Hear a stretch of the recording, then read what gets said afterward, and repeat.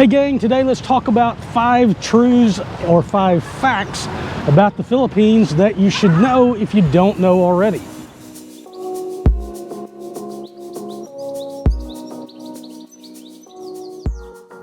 The Philippines has a very liberal or very friendly immigration policy for most nations.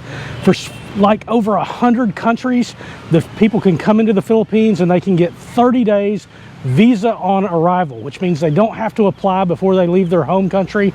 And what's amazing about this program is that for many of these nations, they can continue to extend while they are in the Philippines for up to 3 years without ever having to leave. And all of this is on a tourist visa. It's not a residency visa. So you could vacation here almost for 3 full years without ever having to leave the country.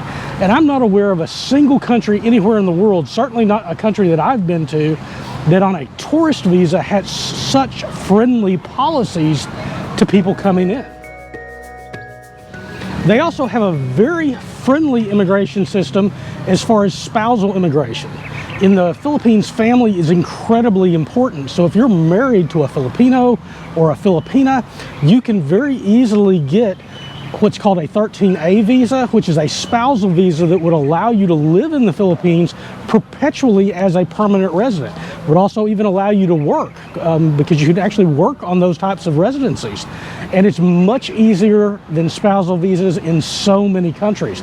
I'm an immigration attorney in the United States. I actually help people get spousal visas to the United States or to stay permanently with their spouses in the United States.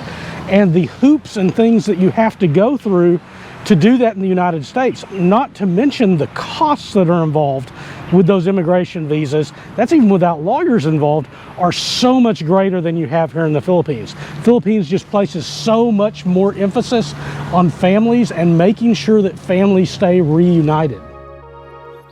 And this friendliness and openness as far as immigration that the Filipinos have has been going on for a long time. This isn't something new. Even all the way back in pre-World War II, or I guess the beginnings of World War II, before the United States was involved, the Philippines was one of very few countries in the world that openly welcomed the Jewish community to escape the Holocaust into the Philippines.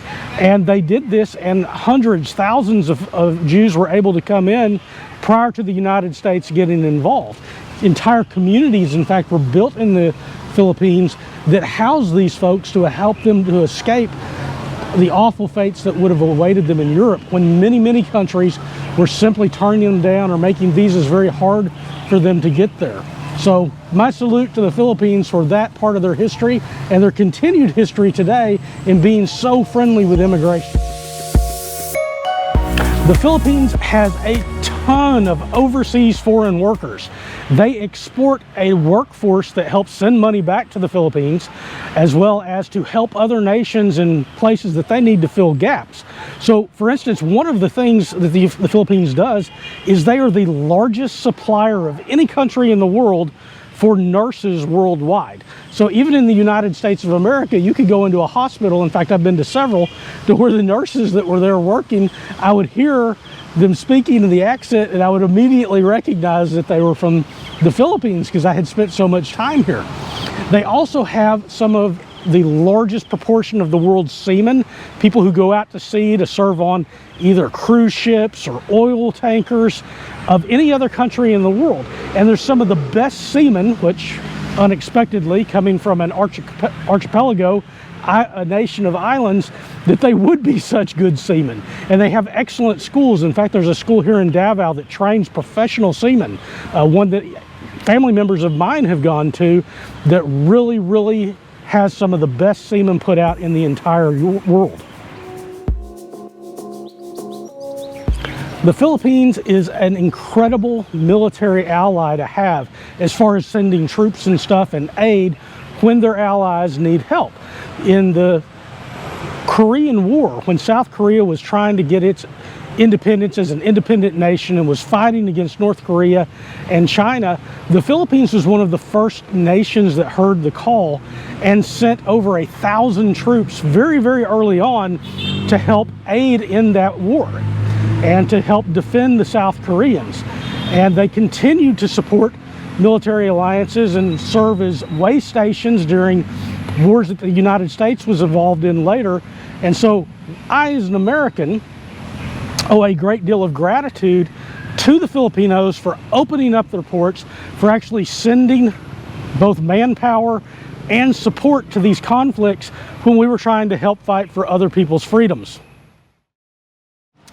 And this Southeast Asian country is completely in the ocean, and it's made up of over 7,000 islands. It has the 13th largest population in the entire world. I think it clocks in right now at like 118 million people, and it's in a much smaller place as far as geographically the amount of land it has compared to many other nations, such as where I come from in the United States. And so it's much more densely populated. So huge population.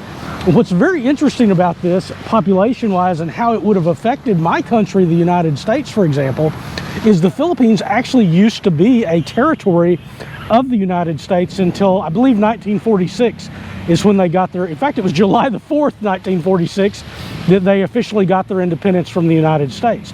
But had they actually ended up becoming a state within the United States, with that gigantic of a population, they would have basically controlled the United States government as far as their votes and things go, because of how big of a block that they could have brought to voting in there. So, but for one reason or another, they decided that they wanted their independence, and they have done very well with that.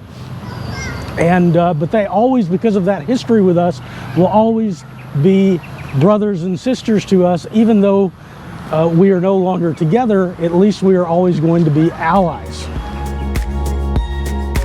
There are a ton of other facts that you could research about this incredible country, and if you get here on the ground, you will see so many other facts such as that. But these are truths about the Philippines, things that not everybody knows. Some of them are widely talked about and widely known. I do encourage you, if you've never been here, to come take a visit. As a tourist holiday, you will never find beaches and nature like this really almost anywhere else in the world. It's truly an amazing place.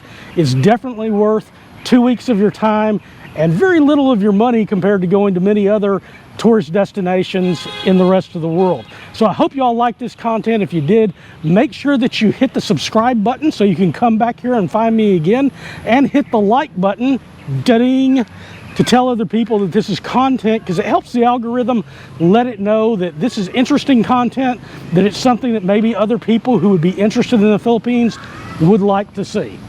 All right, guys, thanks a bunch. I will see you in the next one.